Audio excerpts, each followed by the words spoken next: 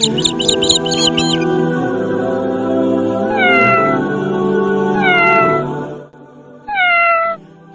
ফারিয়া আপু যে, কেমন আছো তুমি? আসসালামু আলাইকুম হুমায়রা। ওয়ালাইকুম আসসালাম। আমি ভালো আছি, তুমি কেমন আছো? আমিও আলহামদুলিল্লাহ অনেক ভালো আছি আল্লাহর অশেষ রহমতে।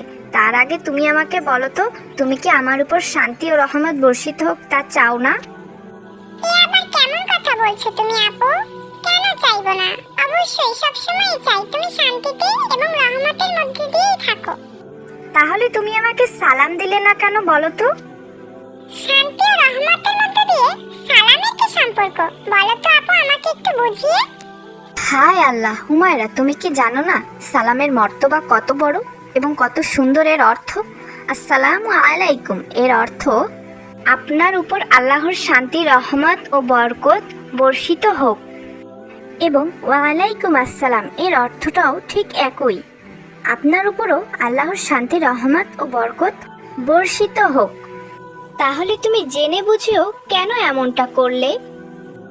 আমাকে তুমি ক্ষমা করে দাও আপু, এরপর থেকে আর এমন ভুল হবে না। আমি আসলে এমনটা জানতাম ঠিকই, কিন্তু আমার আসলে বলা হয়ে উঠতো না। আজকের পর থেকে আমি সবসময় এই আমলটি পালন করব। তোমাকে অনেক অনেক ধন্যবাদ আপু, আমাকে এত সুন্দর করে বুঝিয়ে বলার জন্য।